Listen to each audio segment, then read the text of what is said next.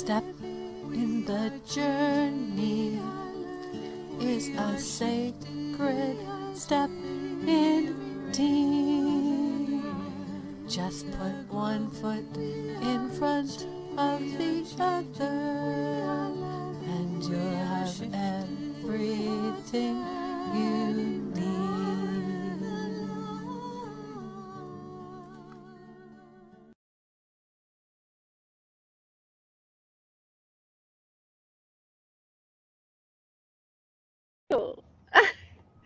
Hi everyone, here we are. This is episode 5 today, and I'm out here in the front yard, and Ocean's finishing up his breakfast, and I'm gonna sing a song.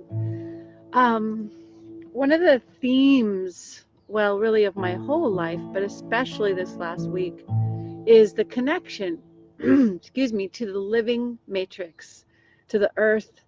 And so I brought the computer out here into my front yard, and the mosquitoes are like sort of threatening to eat me, and the spiders are crawling all around, but we'll see how long we can do this. And I've been doing these daily affirmations every morning, and I'm going to sing them right now. So, I am fully connected to and supported by the living matrix. I am fully connected to and supported by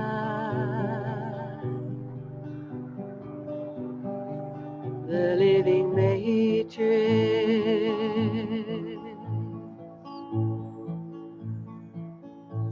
Just feeling that intrinsic, inextricable connection that we are one in this great and beautiful web of life.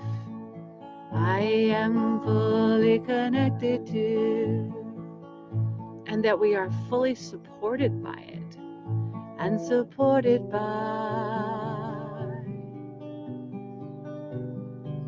the living matrix.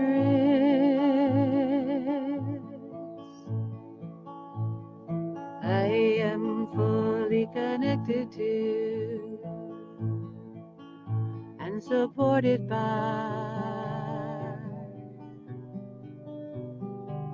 the living matrix. I am one with the earth, and she is one with me. I breathe in her healing energy. I am one with the earth, and she is one with me. I drink in her healing energy.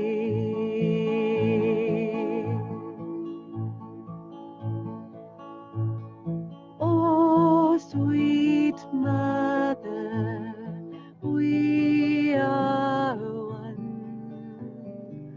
Oh, sweet mother, we are one. Oh, sweet mother, we are one. Oh, sweet mother, we are one. We are together, giving birth to a glorious and brand new earth. We are together, giving birth to a brand new earth.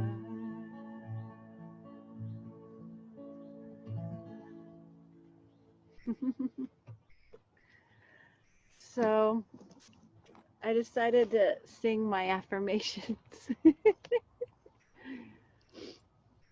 My guitar stand is right here, so I'll put that out of the picture. So, my dear, how are you this morning? Oh my goodness. Really enjoyed your song. so much. It was so beautiful to allow the Yeah. frequencies of the song to soothe everything from sort of the heart chakra down. Mm-hmm. It really allowed like a much more graceful flow of ideas and inspirations, and that's what was going on for me earlier today. Yeah, you had a big download. Yeah, I was just became really open to new ideas, and I was trying to focus on my movement practice. And I started getting all these little ideas like, oh, and then I can do this, and then I can do this, and then I should do this, and then I should do this. And I just started jotting them because they were all pretty decent ideas. They were good, yeah. They were all pretty decent. And so I just started jotting onto post-it notes, and just a comical scene of me trying to do my yoga, my normal yoga, and then running into the kitchen and jotting down, replace curtain rod for content studio. So it's nice when when it rains, it pours. It's nice to connect Y- to that big. Yeah. Yeah, totally. It's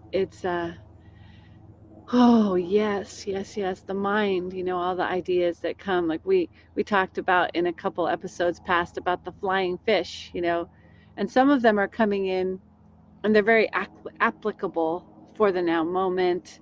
And so we make a list because they feel applicable. And I've had to like really let go of kind of the whole mind as, what's the word? Um, Jason, I'll go to Jason. Jason Estes is saying right now that we are processing like 200 data points. I don't know if it's every hour or every minute or every day. I'm not sure. But what happens when you're processing that many data points, the mind starts to let go. You can't actually keep it as a separate segregated entity. It doesn't exist anymore. It only exists as apparatus to facilitate the unity flow of the grand intelligence of life, right? So it's literally, it doesn't exist as a separate, I'm the mind and I do this. It doesn't, it literally is dissolving in its separateness. And so, Jason said this is going to be, scary for a lot of people because a lot of people really think that's who they are, their mind, right? They think I am my mind. And so when the mind starts being taken offline at this level, they think they're dying. And it's just like, no, you're not. Let's just, like right now, let's just reassure people the mind can surrender its identity and you stay alive. You're still alive. You as a life form are still alive, right? The artificial intelligence programs tell us that we are the mind, that's who we are. And it's, whoops, I just ripped my earphones out. But we're not just the mind. The mind is apparatus that the soul gets to use as a tool ultimately in its proper relationship with life force, with soul. Mm-hmm. And so depending on how deeply ingrained in this idea that you're actually controlling your reality, you are, as the mind, the harder the surrender. And so, yeah, I just wanted to throw that in because Jason put that on his wall yesterday. Everybody, the mind is going, especially in the first, the front line lighthouses are losing the mind. It's gone. So I can't even plan to teach anything, to do anything. Like I literally cannot, I don't have any sense that I'm controlling or directing anything. And that's like, wow, that's wild because my mind is going, but I have to make money. The credit card, I don't want Frank's credit card to go up, and my mom can't keep supporting my life. And it's just been, I'm 55 years old and I still don't have any way to support my life financially. And when I ask, what is it? I get, drop it. When it's meant to happen, it will happen.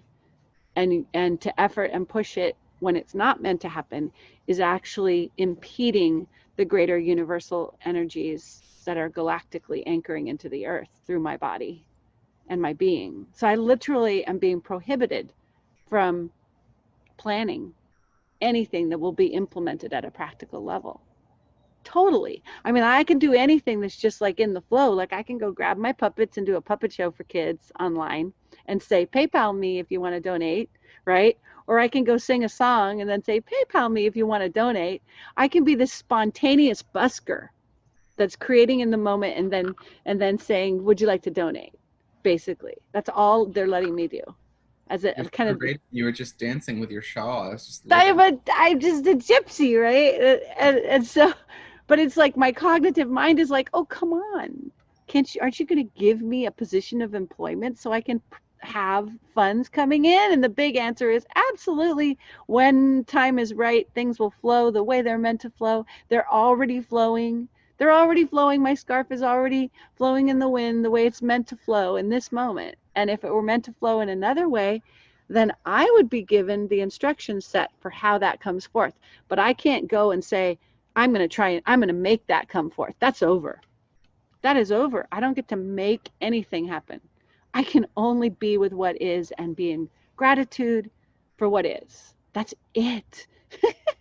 So I've just been like, wow, okay. I actually can't, before this week, I could go to my computer and be like, I think I'm going to do this. This is what I'm going to make happen.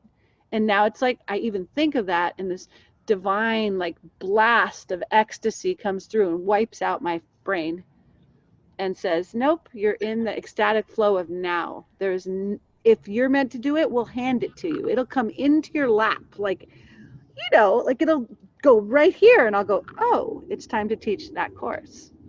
Right. The ecstatic flow of now. Yeah. But I'm like, but I've been wanting to ask you, like, there's this part of me that wants to ask you, like, what about children's music online? Because I have done a little bit of children's music online, but not much. And we could talk about this on another topic.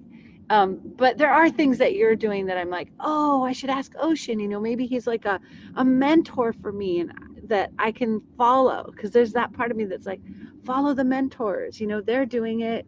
You can do it too. And then there's another part of me that's just like, okay, I could probably ask you and write down notes and not take it too seriously. And if the divine tells me that's what I'm meant to do, I can pick it up. So I could like take notes with you about the things I'm curious about, employment-wise. You could ask me and my higher self questions about things that I've done over the years. And yeah, I'm open to talking about kids' music. I absolutely love working with people of all ages.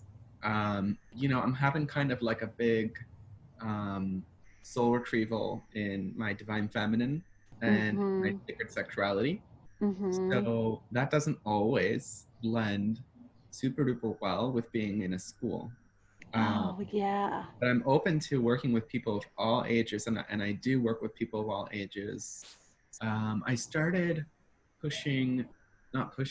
little bit pushing, honestly, especially in the greater world, to use a they pronoun.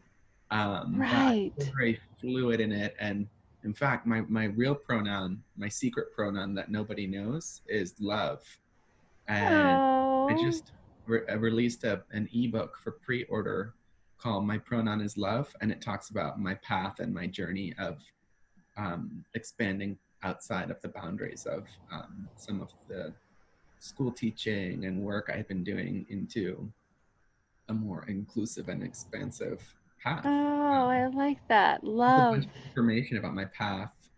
Love is, yeah, because I get confused sometimes with they. I have quite a few friends that are they, and my brain always wants to go plural. Like I'm like, oh wait, they are plural because it is the gender fluid. It's as if you are both a man and a woman and a fluidity. So you're three.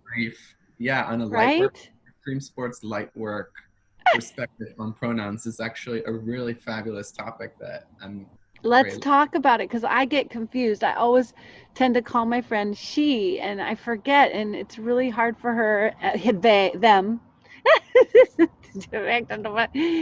And yeah, so We can I talk would, about it. And in the light work sphere, I think we're all pretty conscious of our male, female, human, non-human, alien rebirths that we've all had. And so it's not really, in my experience, it's not something to be held heavily.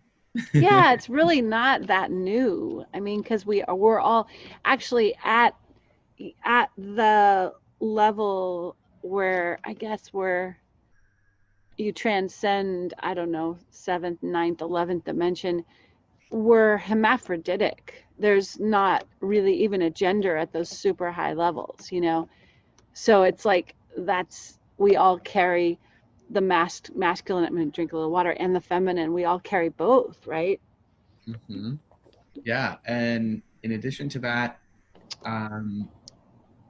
I think some of us can feel connections into our female rebirths or into our male rebirths, in spite of our physical embodiment and how we were assigned at birth and programmed. Part of it too is like we could take a moment to really be with the matrix aspect of gender and how we're programmed to behave in certain ways that fulfill certain tropes. And you were talking about this in a previous episode about beauty standards. Beauty Yeah. standards are enforced so strictly by the matrix. And one thing that fluidity does is it just kind of just sort of You get play. to play. Like, yeah, you get to play with more. It's like it's so much. It's like it's fluid. I think the term fluid is so great because you're you can cross boundaries. You can do what you want. You can wear what you want. You can in the moment. You're not like nailed to a suit and a tie or pants and a shirt. You can wear a skirt. You can wear earrings. You know what I mean? It's like it's way more fluid and it crosses. I don't know. I look me as in a female body, right? I think, okay, so it's not that big a deal, right? Because I'm in the gender that has all the decor and the and so I mean I could wear like some rough and tough pants and some male stereotyped like lumberjack clothes or something, but it feels like a much more cool, a bigger gain for someone like you who's in a male body and can just play and put earrings and put, you know what I mean, and be flamboyant. And so it's interesting that I don't know, what's your perspective on that? Yeah, thank you for that. I mean, it's all, you're born naked and the rest is all drag, honey. As the drag That's queens often said, we're born good. naked and the rest is all how we choose to do our language of the fan and show our feathers, and if we Yeah, want tie-dye or if we want a sensible crew neck or if we want a suit. yeah, So there's there's a that aspect for me. And I also want to just quickly throw in too is that I'm only going to speak for myself because there's certainly people out there who identify as, um, maybe male to female, female to male, all different types of gender journeys. right. And so I think we each have a gender journey of some kind in this rebirth, and the question is if we choose to engage with it or if we choose to play the matrix version of gender. That's my Yeah, personal. That's a little bit my personal little thing in there.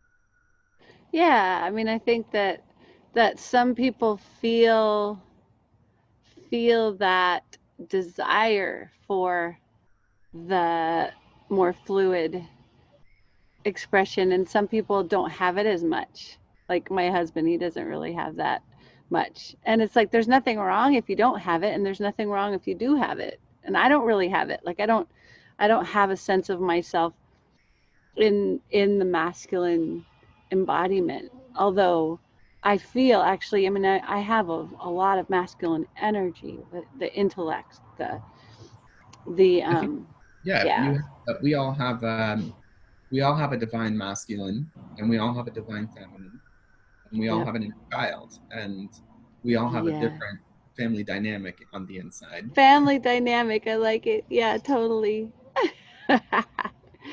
Yeah, it's funny because in my dreams, my masculine's been showing up as a little boy lately, mostly, and it's interesting um, to have him show up like that. It's like in a dream a couple nights ago, a piece of my masculine little boy got trapped in a machine, and he became one with the machine. And the only way to hear his voice was to listen to the playback of the tape. And it was this incredible grief that this part of me was now a machine.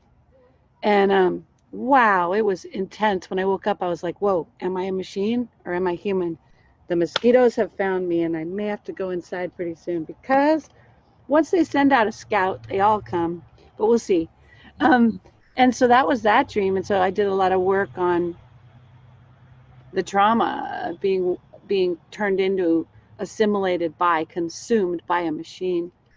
And of course, I mean, we know that that's in the field. We've got certain agendas on the planet that would love to have cyborg humans that they can interlock into Armageddon future and control from dark And planetary systems. how easy to edge. Maybe this is my experience in growing up, being programmed into more of a boy's experience. How much easier for the matrix to worm its way into our consciousness than through the culture of work and get yourself together and maybe Yeah. like what am I saying? A lot of the so-called masculine dreamscapes, maybe considered more active or like less intuitive, and Yeah. um, it's possible that if the inner child little girl is like playing dress up in unicorns, maybe the matrix has a slightly harder time making its way in. Well, yeah, from my knowledge, there's the princess dynamic for girls, which is a hyper femininity, which makes girls much more um, vulnerable to enslavement. So there's this princess knight in shining armor archetype that plays into the AI timelines that Disney has been totally involved in through the Monarch program, Hollywood, and the whole, like, the fairy tales where they kill off the mother and the child's an orphan, and then there's a dark, like, either stepmother or dark or absent. There's always an absent mother, always, because if you have the mother in, you can't take over with darkness. You can't. If there's a mother present with love, you cannot go AI. So all the fairy tales from the beginning, they kill off the mother and they insert an imposter. And then there's fear, and then there's just, look at Hansel and Gretel, right? They're going to be eaten by the witch. And then they'll look at Cinderella. She's going to be put to sleep by the poisonous apple. There's just the whole, like, sort of formulaic destroy the mother and then wreak havoc is there in every, almost pretty much every fairy tale. So it's like that is actually what happened in our mitochondria. They ripped, now these negative alien beings that wanted to control the human race, right? Because if we're in our sovereignty, in our God sovereign free state, which is just joy, it's pure joy, it's to be alive in pure joy, then we're of no use to beings that feed off of negative energy. They don't want us in joy. So that's the programming. It's all around destroying the ability to access our light, our joy. I don't want to talk about it too much, but it's interesting because all the fairy tales, like every one of them, runs the program of taking out the mother and inserting the fear. And just to put one little button on it, maybe Yeah. it's that so I love archetypes and fairy tales, and there's Clarissa Pinkola Estes. Oh, yes. I love her so much. Yeah. And so technically the mother can also be present in a dad. So in Cinderella, the mother dies, and then there's the wicked stepmother, and the father is infected by this. He sort of turns on her, but he was what Clarissa calls hombre con pechos. So there's like a breasted man, archetype too. Yes. When you say the mother, I mean, of course, like the mother who birthed the child, but also like she can manifest in a few different ways too. And Yeah. I just love talking about archetypes. I totally love Clarissa Pinkola Estes and Women Who Run with the Wolves, and I mean it's so beautiful. My favorite one is the Handless Maiden, in the underground wilderness. To me, that story has the entire descent and resurrection that we're living through right now. And it's interesting because the man is like, I see if I can remember this. I think he's chopping wood, and the devil comes and says, you know, I will make you rich if you give me what's behind that tree. And behind the tree is just a wheelbarrow. That's what he thinks is behind the tree. And he says, of course. And then he looks and his daughter is behind the tree. So there you go, satanic ritual abuse. Right there. We're going to give the children to the devil. It's right there in the story. And it's like, and then so the child is about to be taken by the devil. And it's so amazing. God, I don't want to get it wrong. I can't remember what happens.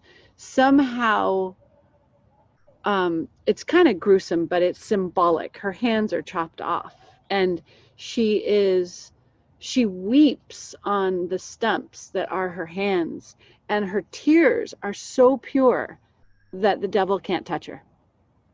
So literally, I mean, if we don't want to think about it figuratively, it's really gross. But if you think about the losing of your hands, it's like she surrenders control of anything over her life and goes deep into the core of the grief that connects her back to source consciousness. And the deep grief and honesty of her pain is what keeps her from the devil. And you think about that is so symbolic of what in our society, if we keep following the honesty of our vulnerability, it will lead us into the highest timelines. If we shove the vulnerability down, we can easily be taken by the devil. Easily. And then she wanders in the underground wilderness for 7 years. And these are 7-year cycles, right? And meanwhile, her beloved, she meets her beloved in the underground forest. But he has to go off to war because that's what this part of the psyche has to go do, what he has to do while she's doing what she has to do.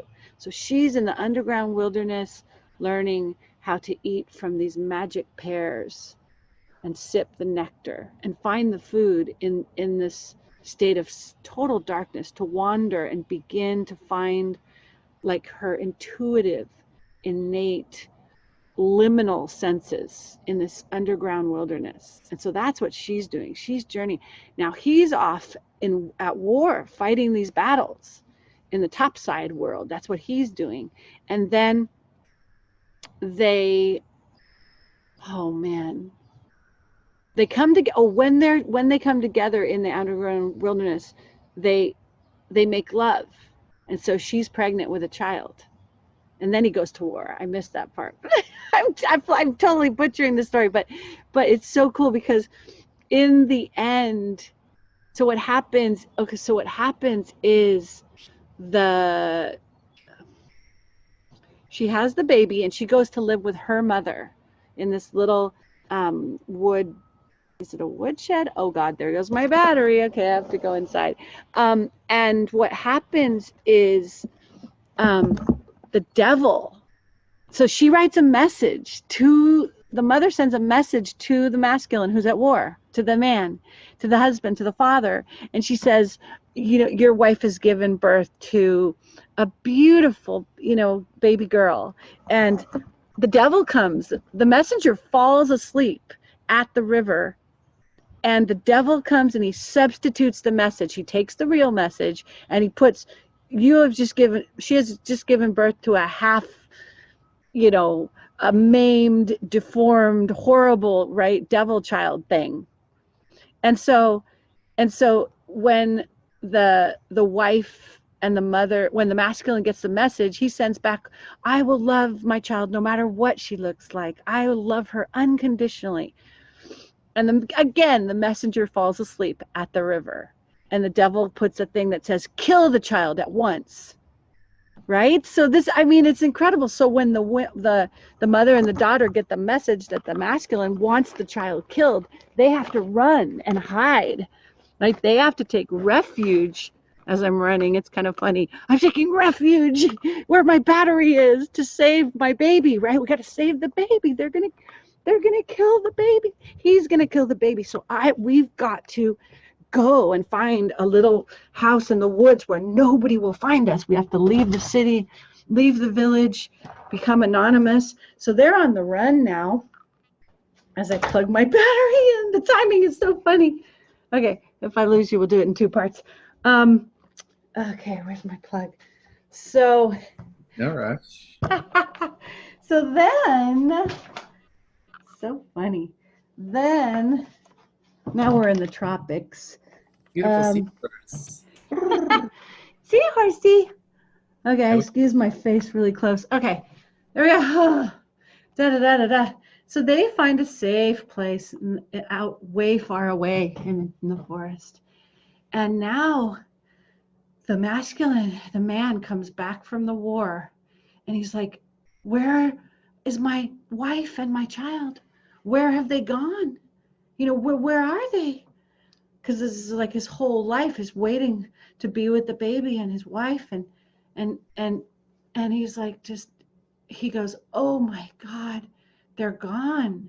And then he now is going to like spend, everything in his being is now going to be dedicated to search the earth far and wide till he finds his wife and his child. And so if we look at this incredible, you know, what is the devil going to sleep? It's like not, I'm not devil going to sleep, but what is the messenger going to sleep? Like the true messages of our self-love. Love that baby unconditionally, no matter what. A beautiful baby has been born, right? There's all these, if we think of the affirmations of our divine blueprint, you know, it's like, you are beautiful, you are loved. The masculine and the feminine love each other. The masculine and feminine. Song earlier. What, sweetheart? Oh, even the affirmations from your opening song. Yes, there's this support and love, and there's this oneness with the natural world, and there's this absolute unconditional love for anything that's born of the beloved, no matter what it looks like, right? This unconditional beauty. And then we think of our society sabotages the message. It puts us to sleep by forcing us to be in this matrix of education where we sit at our desk and just stare at a blackboard while someone tries to tell us arithmetic and writing. We're taken from our parents. It's like, okay, you know, what's going on? It's like, and anyway, in the end, it's so beautiful because he does find them finally, and there's this great reunion. And so it's like, that's where we are right now on the earth. We're waking up to the fact that the devil has sabotaged all our messages, and that we've lost our inner family deeply. Multidimensional aspects of ourselves are just out in the wilderness, and we have to reclaim them back, and we have to turn around the messages of self-negation into self-affirmation. We have to like grab the devil and say, kid, you don't get to write those messages. I'm going to write these messages, and I am love, and I love my wife, and I don't know where the heck she is, but man, am I going to work on finding her. And I'm going to find out, you know, what went wrong, who took my baby at the apple tree, and where's the underground wilderness, and how do I find how do I bring it all back? And at that point when the masculine wakes up and he's like, oh my God, they're gone. To me, that's like the point when that everyone in humanity is coming to that point of like, you know, we've got to go inside and do the inner work. Nothing is going to change out there if we don't get our family members back in here in a beautiful state of love and reunion. There's no way we can expect anything out there to move in that direction. So yeah, it's interesting. I had no idea I was going to talk about that story, but I love it. It's just amazing. I mean, how her tears, the purity, when we feel our real emotions, the mind can't get hijacked by Even if we, anti-life, right? yeah, even if we just back up a little bit with the Yeah, hands yeah. being cut off, right? The hands get cut off, and I forgot that this The chakra, maiden. and there's a chakra here. You know, there's all these chakras that have been cut off, and every time there's a loss, it's the grief of change. So we have at least 12, which is a really great number. 1, 5, 11, 12. Yeah, and And so yeah, I remembered another part of the story, but go ahead. that's it. So I was just highlighting that. 12, the 12 chakras, the 12 with the palm points. Okay, that's so cool. So what happens is when the hands are cut off, the woodsmiths, people go and read the story. Don't even listen to me because I love it so much. But she But it gets goes back silver. to your thing earlier. I just want to throw in, because we were talking about my mental state of like sort of Yeah. picking up all the crumbs, and I think that that process can be really joyful, like remembering the dream and picking up the crumbs. Yeah. It betrays what we want to say. I think it betrays how we Eh? feel. So your So recall of this story is totally different layer than. So I yeah. think that's awesome. I think you should do that. So they make silver hands for her. And under these silver hands, her real skin is going to grow back. And I love, they tell her, they say with time, with the time and with the healing, your real hands will grow back. But in the meantime, we will make you silver hands. And like, I feel like I've had silver hands for 36 and a half years. I feel like I've been in the underworld for 36 and a half years because I still don't fit into this society in any way. I'm still just completely on the outskirts with these hands that were made for me, because that someday my real hands are coming, because my particular livelihood or connection to the earth happens when the 11th dimensional Christed matrix is fully anchored. And there might not even be a financial system when after that happens. There may not be a world that is like the world that is there now. And so the sense of like the silver hands until you get the real hands is so amazing.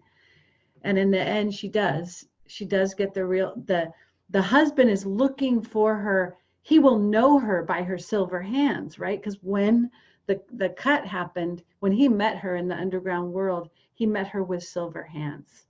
So when he sees her face and he sees the baby and he knows it's her, and he looks and says, "But your hands." And she says, "My hands have grown back." And so what is this like? And so you think about all 12 dimensions of the Christ have grown into the organic matrix, right? I love the fact that you brought that, because then it brought my memory of the silver. And it's just like, and so it's like we're all growing into this 12th dimensional Christic being under the silver hands. And the silver hands are not the AI. They represent sort of the rehabilitation, something that's holding you while you're learning to walk, right? Something that is So actually in holding. astrology too, like in astrology, silver is equated with life force, particularly from the angle of the moon and Venus. So it's a particularly great metal to collaborate with the divine feminine. Perfect. Yes, it's like the lost feminine is being held by this beautiful replacement, but not just replacement. They're more than a replacement, because they're actually facilitating her to grow her real hands. So it's like those silver hands are like it's something in my throat chakra. Wow. Those silver hands are allowing her to exist in a world where she's not of that world, so that she can build the new world while still, God, this is so much my life. I feel like crying. This is my life. For 36 years, I've had silver hands. Wow. We And both connect to that number 40 gene key. right? 34, the gene Was key it of the 34? the Yeah, force 34. force to strength to majesty. Yeah, the 36 gene key is actually an amazing one. Actually, October 26th, it'll be 37 years since I was hurled into the underground wilderness. So definitely approaching 37. Wow. Yeah. 37. Wait. So your transformation, your underground journey / transformation process is turning 37 years old in October. Yep. So then what's Gene Key 37? Tenderness. It's weakness to equality to tenderness. Yeah, it's a beautiful gene key. Yeah, I was sitting there in the cooperage having pizza and orange juice at University of California, Los Angeles, UCLA, and everything went black. My vision was gone. My whole body was filled with this just massive terror. And I just was like, I went to call on the telephone and I heard my brother's voice and I was just like, my mom wasn't home. And I just was like, okay, I'm dying. I'm going to die. It's all over. My life is over. And I remember my friend Gina, she drove me home in her convertible.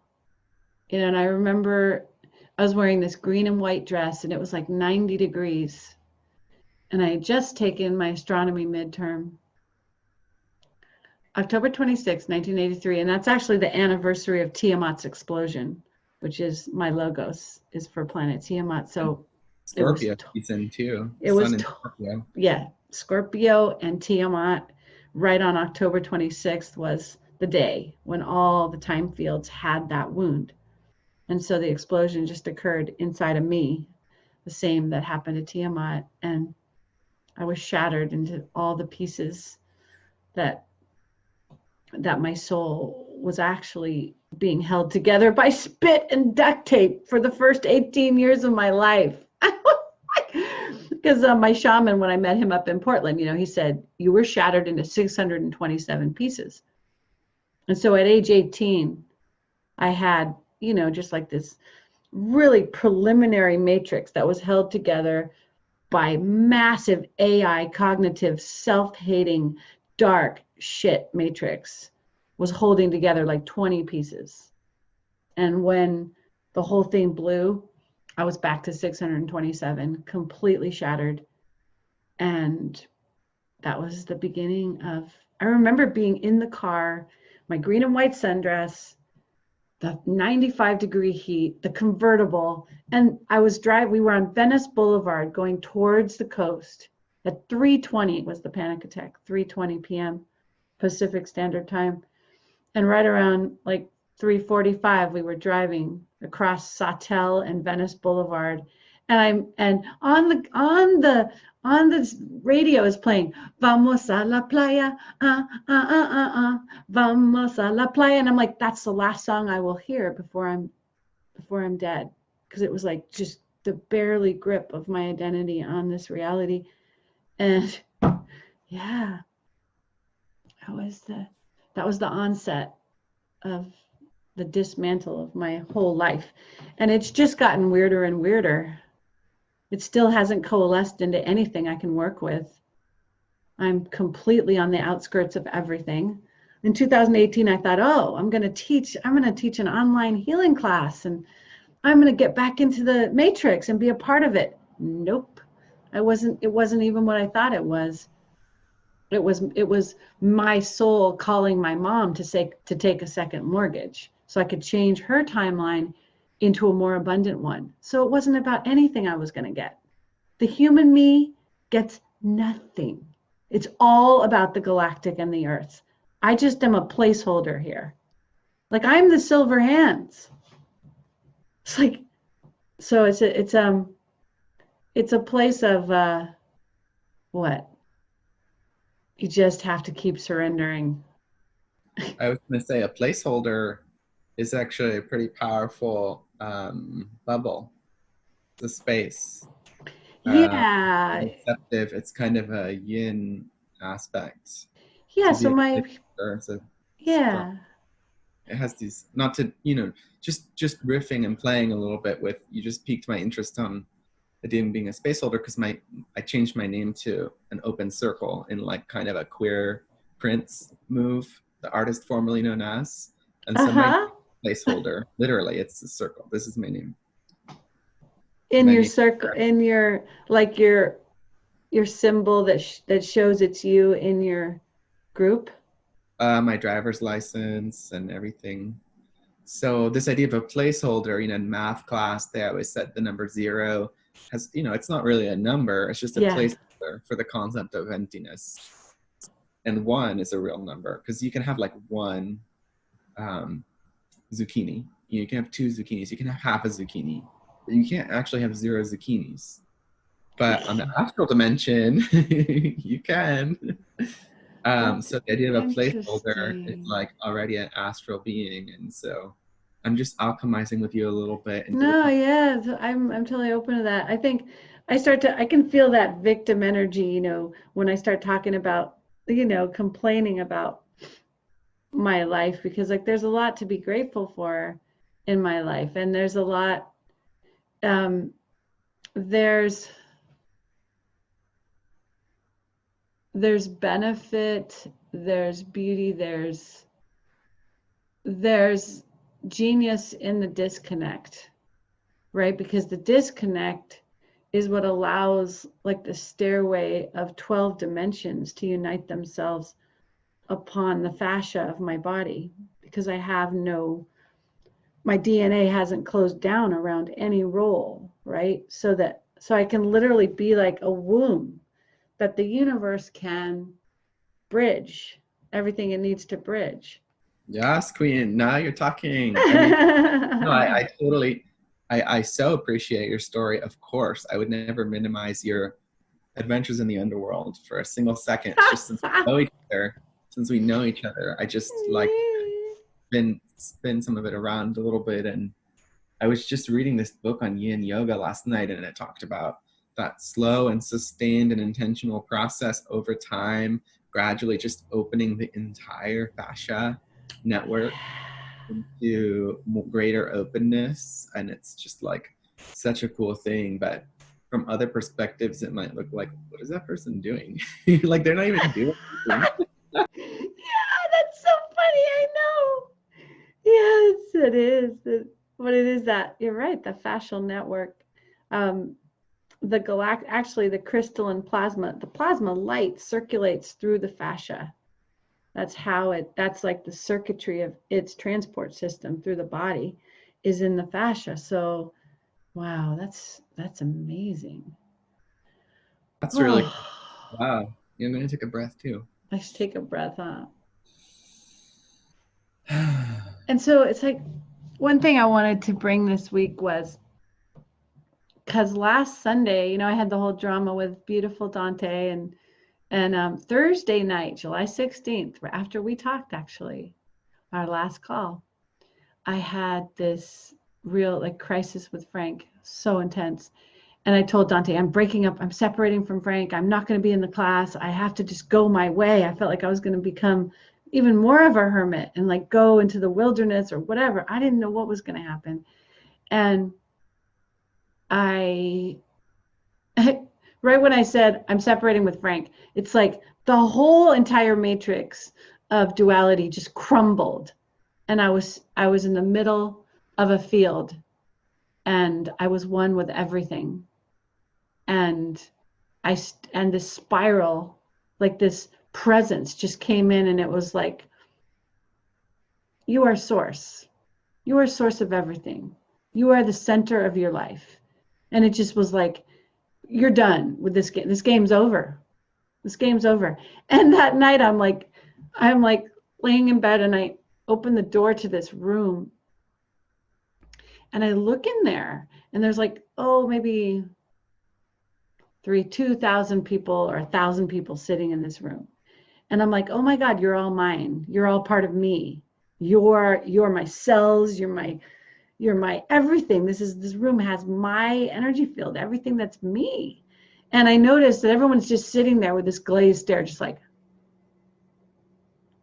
and I walk in and I go, oh my God, you're all mine. I have the potential to create whatever I want with all of you in this room. And then I just look at them, I go, you guys are beautiful. We're going to create together. And then all of them look up and go, we're beautiful. We're going to create together. And then the second, and then I go, and then the minute I say, oh my God, I don't have any money. I have no way to make a living. I'm a total failure. They all go, oh my God, we have no money. We have no way to make a living. We're a total failure. Just totally at my command of every thought. I'm watching this room full of sub-personalities or energies, whatever. I call them the Smurfs personally. And so what happened was I very quickly realized, holy cow, I have control over this entire room. This is supposed to be a wedding hall. This is the place where everything converges and communes in celebration. I'm the master of ceremonies at a wedding hall. This is a wedding. This is my wedding. Oh my God, I'm going to have a wedding with a feast. I can create anything I want with these beautiful beings. And so I started for 3 days. I was literally in this state of unbelievable bliss, like ecstasy. And then after 3 days, I crashed because what happened was, so we all have, everybody's energy field is a tube torus. That's the energy field. It's a toroidal field. And when the toroidal field spins in a circle, it's in the 2D level, right? Because a circle is 2 dimensions, right?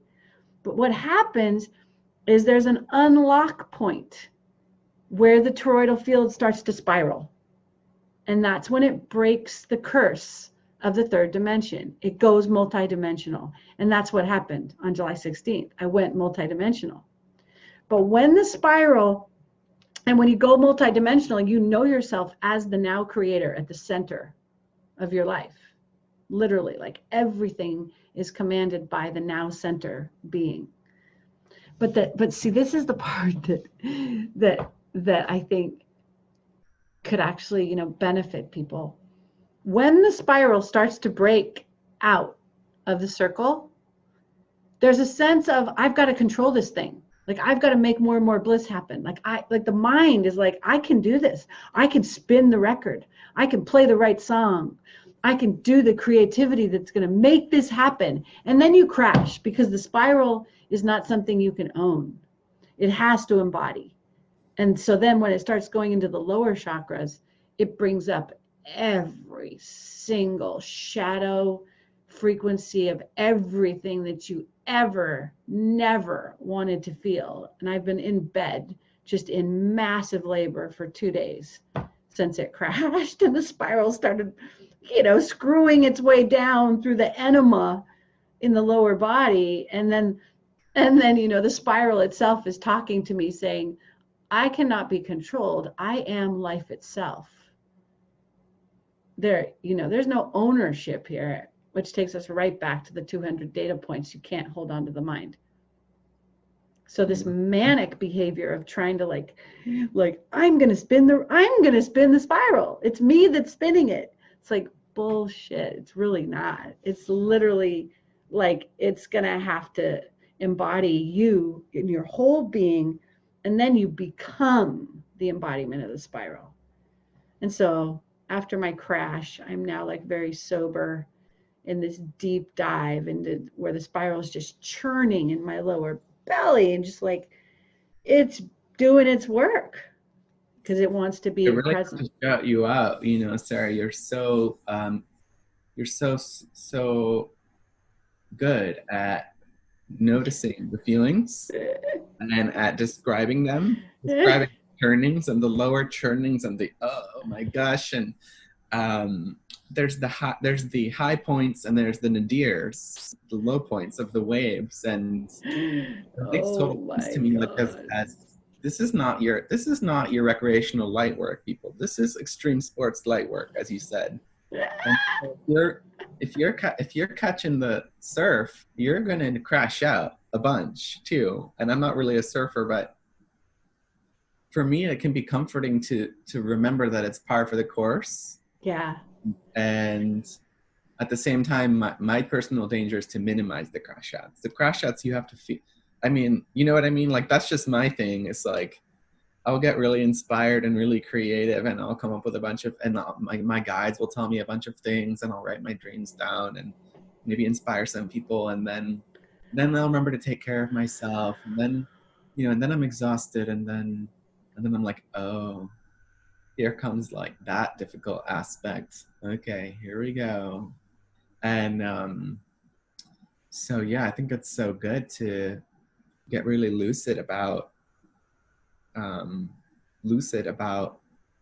describing precisely what is happening to us. And maybe not everybody thinks of it the same way you and I do, but sometimes it's like these things are just happening through and to me. And now this thing's happening to me, and like I feel really weird. Sometimes I stop there, just like it feels so weird. Ew. You know? Right. It's like And it's doing us, right? It's like in a way it's all just like there's this grand intelligence that's like doing the laundry. And we are the laundry. And we're getting ready for the senior prom, you know, and we got to clean. Everything has to be clean. Because I don't know if it has to be clean, but yeah. I but mean, Jason, if it yeah. it can be Yeah. on it. Yeah. Going back to Jason again, you know, Jason says that on August 13th that, and well, you know, it remains to be seen. I never know. You know, I really like Jason, and his energy's really positive and hopeful. And I think he's like an Arcturian captain of a spaceship. He's got that captain energy.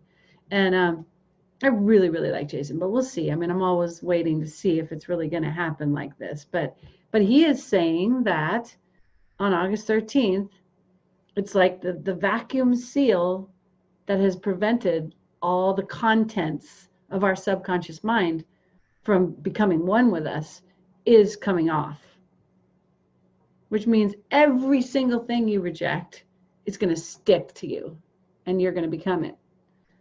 So it is very good right now to be taking out every article of clothing that's dirty and making it your best friend in your heart.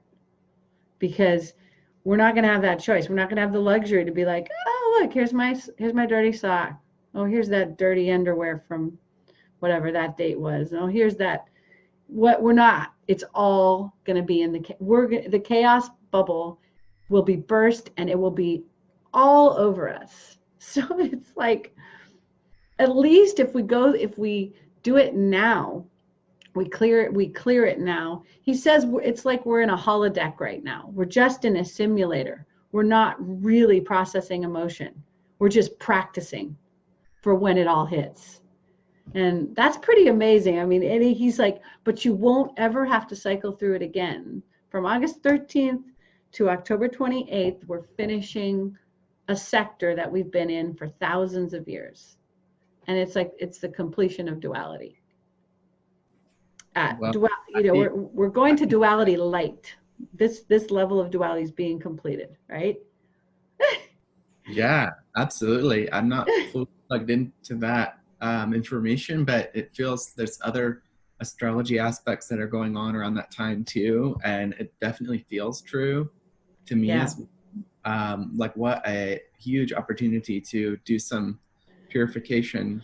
And in the Buddhist tradition, you know, purification is not like, oh, shame on me, like I have such low self-esteem and I really need to get rid of this dirty sock, and oh well, it's more like you have this bowl, you know, and it's filled with like some fruit that you used to have for a while, and like it kind of got moldy, and like it's getting ready. It's like getting ready to rain like beautiful shiny fruit. So like you better not only overturn the fruit bowl, but you better, I mean, it would really help if you really cleaned it out thoroughly, get all the mold off, because it's really getting ready to rain. And you really want to catch, I mean, it would be it would be really great to catch all the delicious, amazing, abundant fruit that's about to rain. Oh, I like that. That's beautiful. Yeah, Jason says that. Today. I love that. Oh, catching the fruit. It's gonna rain. Ooh. Yeah. Yeah. Jason says that we're becoming lighthouses. Like there's the frontline light workers will will are becoming unshakable peace. That's what he calls it. Literally, so that anything can happen in the conditional reality, and we're still expanding with this massive light, so that those who are lost in the waves at sea, in the chaos, can see our light and know how to go, know how to get home. And so all of us are being on the front lines, are preparing like our last cleansing rituals to be that lighthouse 24/7. And I loved it when he said it has to flash all the time or it's not a beacon. Because if they're looking to that shore, there can't be one moment when that light isn't on. So that's why for those of us that are in the front lines, it's like we are clearing, we are cleansing. And he says that the more, every time someone who's lost at sea makes it to the shore, they then become a lighthouse until everyone is a lighthouse and the whole earth ascends. So it was so beautiful. I cried during the whole last part of the talk. Unshakable peace. Yeah, that's so gorgeous. I was just checking in with myself too, and I remember Chiron is in Aries right now, and starting July 13th and through into October, there's some really beautiful, strong, and also graceful Mars alignments between Chiron and Chiron in Aries and Mars, the ruler of Aries. So I mean, I Wow. would definitely feel comfortable saying that some of that transits may support this unshakable lighthouse initiation process that those of us on the extreme sports ascension timeline are feeling. So Yes. totally possible. It's totally not impossible. You know what I mean? In That no we way. are, yeah, that the astrology, that the planets, and the cosmos and are supporting this, right? We are Yeah, that's not becoming. really, you can't really make that up. Like if there was some other planet aspect, I might say, that's a reach. But for Chiron to aspect Mars while it's in Aries, I think that's a pretty big zap. Pretty big. Yeah, I'm an Aries, so Oh yeah, you are an Aries sun. so Yeah. it's a Aries sun, Pisces moon. I'm not sure where my Chiron is. I don't know too much astrology. I got a quintuple Pisces Virgo opposition. I know that. I've got 11 squares For me. between Saturn and Uranus. Yeah, I got Wow. Saturn and Uranus, and Pluto in the first house. So it's like death. Deathing That's is like hard. it's what I do for a living. But you know what happens after death? Rebirth. Yeah. Well, Yeah. we can look at charts at some point. It could be really fun. Oh yeah, that would be so much fun. I'd love to get a reading from you. I'd love to learn. That could be cool. We'll see what comes up. Yeah. See this seahorse right there? Isn't that cute? My friend gave That's me that. so gorgeous. It's the first thing I noticed when you He's just sat down. This he's just lovely. hanging there in the middle of the ocean on the tapestry. I'm like, oh, I'll just put him in the ocean. There's that beautiful song by Devendra Banhart. I wanna be a little seahorse. And it just goes on like that for about 9 minutes. It's a beautiful song. Just like that. Basically, it's a little mantra. I should That's play it for you. I don't know funny. if I can share. I can. I wanna be a little seahorse. Yeah, here. Let me get you the link. Yeah, Yeah. so How are you oh, feeling now? it's a wild ride. It's a wavy ride. It's interesting. The point where my heart had its big cyst is itching. And I'm just like really looking at that. It's like, whoa. I think, oh, I think one of the biggest sort of challenges in my life right now is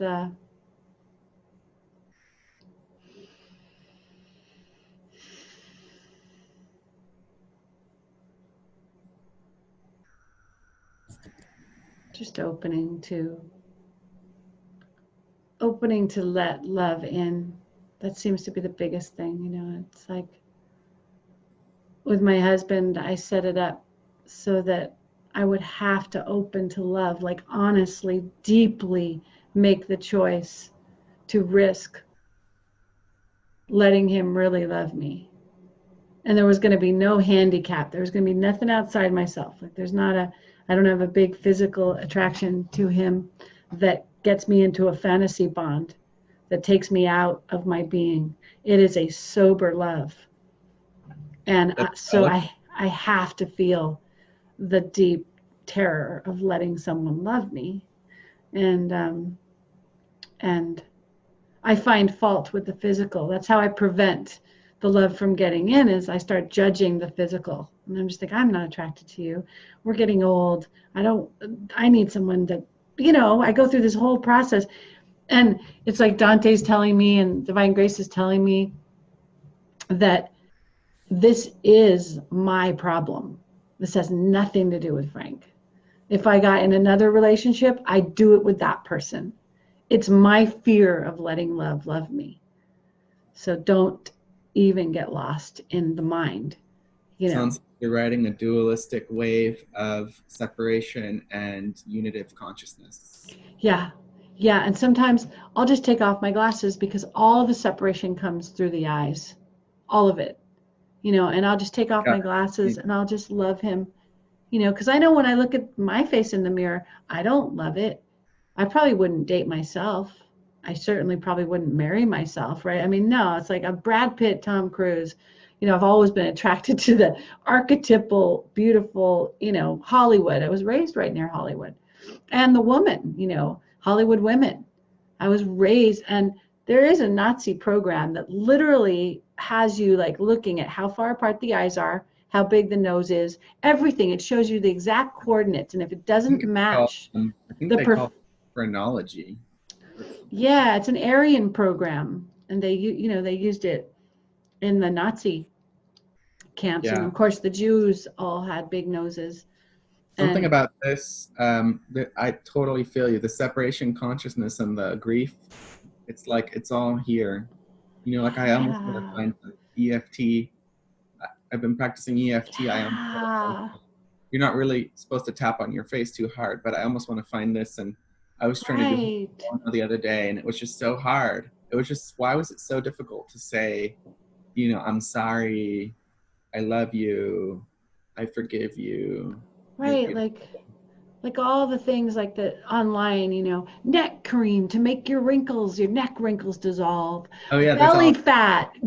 People pay all this money, you know, to like get their bellies liposuctioned or whatever. And, you know, as you get old, it's like you just get more fat. The fat stores the estrogen. I mean, it's just what the body is doing. The belly is doing that because it's doing what it does. And it's just like, and then, you know, my neck, I started menopause in my 40s. So the collagen loss in my neck is a lot by now, right? Normally, a lot of women don't start menopause till 60. So they had 20 years of estrogen and collagen.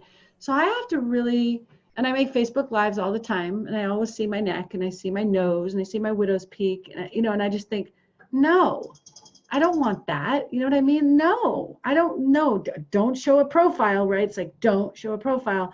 I was shown in Hollywood, the nose is supposed to be just the size, and the eyes are supposed to be, and no widow's peak. You know, I got teased for my widow's peak relentlessly in school. And it's just like all the things I judge in Frank is like me. And it's just like this separation. Like, what if we just like right now, I mean, just like do a ho'oponopono, you know, I'm sorry, please forgive me.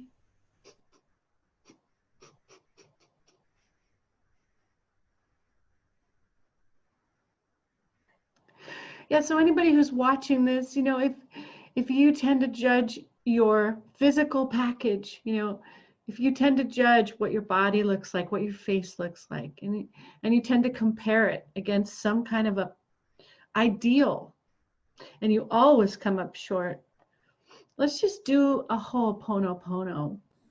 You're here. Of apology, you know, let's just apologize. And it's always the eyes, you know, the heart when someone I love comes toward me, they could look like the Elephant Man. My heart feels nothing but just incredible love.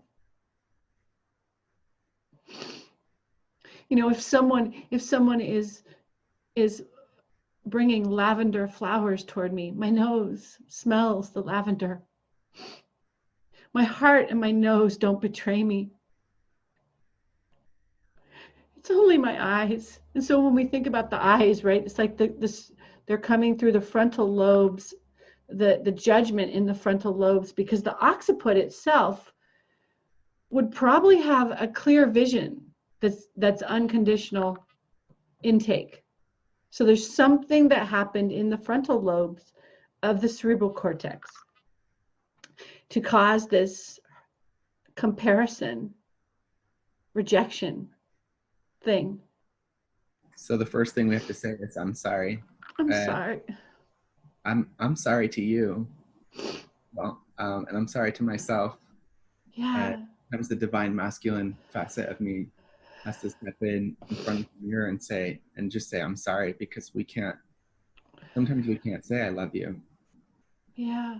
We just have to start by saying, I'm sorry. I'm sorry I believed all of this bullshit programming. I'm sorry that I let people love me who hurt me. I'm sorry for not valuing my gifts. I'm sorry for not seeing through the eyes of unconditional love. I'm sorry for letting a program of meanness and rejection take over my visual sphere, of brutality. You know, they killed us if we were ugly in the earlier times. I mean, you go to that level with it, it's, you know, they killed the people that were handicapped. If you didn't look strong, it's an Aryan program of the survival of the fittest. I'm sorry for, the harshness with which I've treated my body. Mm-hmm. Sorry for people pleasing, you know, all these little things that we all do. I mean, I'm speaking from my own experience. And like we can pono, whatever topic. Yeah. We need to. And what should it bring up if not compassion? And let me tell you, it brings up a lot of things other than compassion. For myself. And I do feel the love. Like I really do feel the love for myself. I am. It can be very spicy, is what I mean to say. It's like, wow, I thought I was an extreme sports light worker. Hold on, this one's getting me. Wow, I didn't think that saying something like that in a mirror would really get me, and then it really did. And that's my bit with it. Yeah. I'm sorry. No, that's okay. Mirror work is so good, right? Because you really get down to like what's going on. What are you seeing? What are you doing? And the Matrix co-opted our visual cortex, as you said. Really did. You know, it's like I remember my beautiful roommate Michael, you know, I was just sobbing, you know, I'm so ugly. I'll never be pretty. You know, for a while I had my hair get permed, and I had bangs. So it made my nose look smaller and I did all these things. And after a while my hair was like, I don't really want to get permed, and it just wouldn't curl very well, and my bangs wouldn't work very well. And so I'm at this bare bones with the quarantine, haven't had my hair done. And I'm just right here. It's like I'm raw, I'm naked. I've got my thin hair. It's my gray is not showing because I've got some dye in it still. But it's like raw. It's like being raw and naked. And Frank's beard is like really big and his hair is really all out. And so it's just like, it is just triggering me. I'm triggered by me. I'm triggered by him. I'm triggered by the appearance of everything. And I'm just like, wow, what the heck? And I was going somewhere with this. I had this point and I totally effing forgot what the point was. Let me think for a second. Yeah, there's just like a point where you have to be like, this is it. You know, this is what God, my roommate, Michael. So I was crying. I'm so ugly. I don't like what I look like. Why isn't my nose smaller? Why aren't my eyes bigger? I hate my widow's peak. Just everything. Why isn't my hair thick? Everything. And Michael said, let's find the people that you're inherited from. Let's find them. And so we looked through all these books to try to find, I'm Scottish, English, Irish, and German, right? So that's my blood ancestry in this life. But we went through all these books, and he found this book about the Sephardic Jews. And I'm not even Jewish in this life, but he found this book, and all of them looked like me. They all looked like me. If I had been raised in my tribe, I wouldn't feel like I was ugly. I would feel like I was totally part of this work of art, this people. But being raised in Hollywood, where everyone had small noses, all the TV shows, small noses, and if you had a big nose, they were making a point that you were, the ugly girl in class. But like in this Sephardic Jewish, this picture of all of them circled around, and they all looked like me. A lot of them had widow's peaks. They had long faces. They had big noses. They had dark hair, and they were part of it. It's like the ugly duckling. It's like you find your people, and it's like, whoa, wait, I am part of something beautiful. God made these characteristics. God decided to make, the bigger nose for the cold climates. It's weird because Sephardic Jews migrated into Northern Africa where it's not cold, but the larger noses are definitely for cooling the air. So they're a cold climate thing, and they're a beautiful gift that Creator gave the people who live in the colder climates. And it's just didn't think we'd get into this one, but I think it's a good one because I think so many people, right? So many people.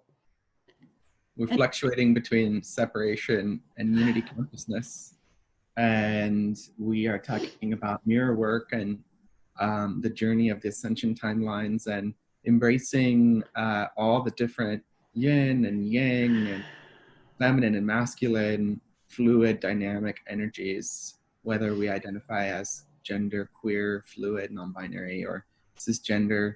And we all have these different polarities circulating through us. And when there's moments of separation consciousness, it's extremely painful because it feels like I'm so separate from how I'm supposed to look or be. Right. And how can we fall in love with, the state of ascension is in loveness. That's, if you could describe it, it's lover and beloved in a sweet communion. And so all the senses of the beingness have to be in this embracing unconditional love that doesn't inhibit the flow of love. So it's like, you could just command all of the programs to my visual cortex that inhibit the flow of my love to myself or to anyone else be removed. This is not who I am. All of the programs that inhibit the flow of my love, the giving and receiving of love that have been programmed into the visual cortex, I now command, disconnect. Connect to correct my eyes the way they were as my divine Christed blueprint, without interference, sight without interference by the mind, pure sight. I will do that one. All the programs that inhibit the flow of my love, I now command to disconnect. Disconnect. Strengthen. Strengthen the connections of unconditional sight, of unconditional love. Free my eyes from the bondage of meanness and segregated judgment. Free my eyes to be the eyes of Christ. looking through the eyes of love. And now I do believe that even in the dark, oh, we'll find some light. Knowing you're. Tell me about this one. This is a Shiva Ara. And speaking Tara. of how the matrices have interfered with our visual cortex, Tara is one of the Buddhas, one of the Bodhisattvas, who has a lot of aspects. She has a male aspect called Chenrezig, and then she has a female aspect called Tara or Kuan Yin. And in the form of Kuan Yin specifically, she's actually has the ability to hear and listen to every sound of every utterance of every creature that's ever existed. And so Wow. our ears don't have eyelids. And maybe sound is one of the ways that original Divine Mother Source Consciousness and Divine Mother Father Great Mystery Consciousness can enter is through sound. So maybe we should close with like, latency is really bad to sing a song together. Maybe we should close with like one syllable, seed syllable. Yeah, sound. what if you do the part of the song and then I respond? I was thinking we could do like Om Tare Tu Tare Do you want to do Tu Om Re So Ha. Do you want to? Yeah, like that. Om Tare Tu Tare Tu. My hands don't know what they're doing, but Me neither. But do it your turn. Do it again. well, then when I'm making a little bit of notes, because I'm realizing that if I write in the chat while we're speaking, then I'll just make a big paragraph for the description, and I won't Correct. have to put like thumb And you notes for got the every. text file at the end too. You get the text file. So you spit Yeah, so I'll just put Om Tare. Tare. And you said Tara. What did you say about Tara? I'm working with Tara and Chenrezig, Chenri. Yeah, I know Chenrezig. Yeah. They're supposed to be the same entity. Oh, I didn't know that. She's non-binary. They. Oh, they. I'm just a visual cortex, letting go of judgment programming. Oh. Pauline Oliveras. That's my teacher, Pauline. Cool. She's a composer and wizard. Okay, so yeah, if you want, you can just sing it first, and then I'll sing it back, and we can go back and forth for a minute. Would you mind starting? Because I really like the way you did it. Oh, sure, yeah. I could go grab my guitar. Well, I'll just do it. Sometimes the Zoom gets crunchy with instruments and singing and everything. So I have a on the advanced features, if you just like select for it not to pick up the background, then it works perfectly. It's like, you're right. I forget that.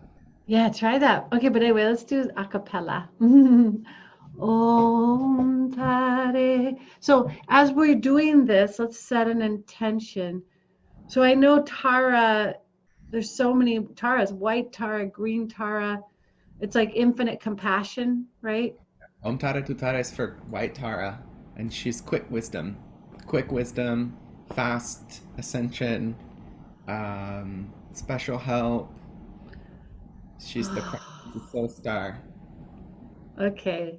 Sort of. She's hanging out with. I mean, she's available for all the chakras, but she's up there, kind of.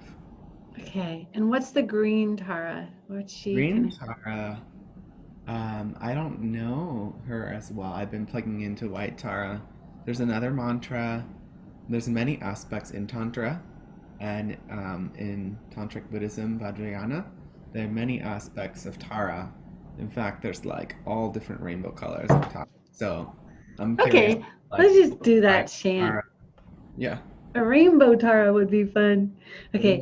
Tara. Om Tare Tu Re So Ha.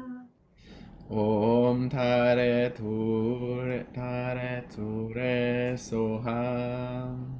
Om Tare Tu Re Soha. Om Tare Tu Re Soham. Om Tare Tu Re Soha. Om Tare Tu Re Soham. Om Tare Tu Re Soha.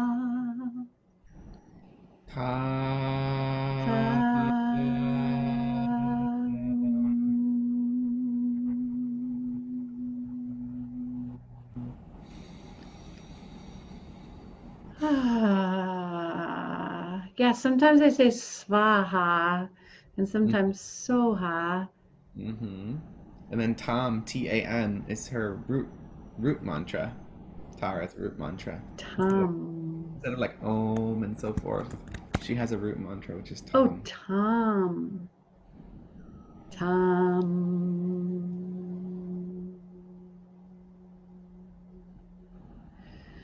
May we always see through the eyes of love. May our eyes be tools that unify us and never divide us. May love course and flow through all layers and levels of our beings as we fully open to blossom into our divine blueprint as embodied love.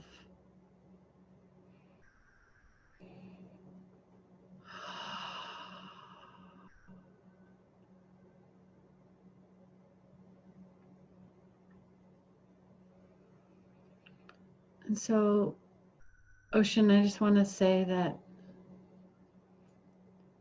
I know that one of my edges is just being able to be a good listener and open and let what you're saying, have a full platform to be received by me. And I realize that sometimes I'm impatient and I'll jump in. So I want to say that I really love you and I really honor you and I really value what you speak and I really value what you share. And so I'm on this learning curve with that. Thank you for honoring that truth and sharing, and I have much love for you as well, and that's super cool of you. I appreciate that, and it's all good. I really enjoy the dynamism that you bring. Feels good to be. It feels nice to be on the ship with you. Um, but I Oh, appreciate that, and so thanks for being open to creating that space for me to chime in a little bit more easily. you bet. And you can always say, hey, I wasn't done with that, and Yeah, that's fine. I'll just be like, ah. Frank it's does that all the time. He's like, okay. honey, I wasn't done with that. And I'll be like, okay. Hmm. All Thank you right. for that. No Thank worries. you, Ocean. You're very beautiful to me. I love you so much. Thank you. It's so special to be with you on the path. You beautiful, beautiful soul of Gene Key 36. And Balthazar says bye too. Goodbye, sweetheart. Look at that. He just did a downward dog. Oh, and there's a yawn. Oh man, Hi, Balti. a hard life. To What? I know. The life of a dog. He's so happy. He's just had a huge nap Hi, while hi, visiting. Balti. You downward doggy. Oh, look. Now he's prone. Yeah. He's living how we should all live, in my opinion. He's living the life. All right, dear. Well, virtual hug. See you next Hmm. week. Yes, have a fun trip to Cape Cod. Thank you. Yes. We can talk about it when you get back on our Ocean, next call. ocean, Huh? ocean by the ocean. Ocean by the ocean. How long will you be there? Just like a week. Fun. And Yeah. do you want to talk about your escapades there or do you want to let it be Maybe a not on the mystery? recording. Yeah. All But we'll see. right. Right, some consciousness raising things will happen, and we could talk about them. Cool. All right. Bye bye, sweetie. I'll see you in class, I think. Was it Sunday? No. Are we all meeting? Yeah. That's good. I'll see you there. Bye.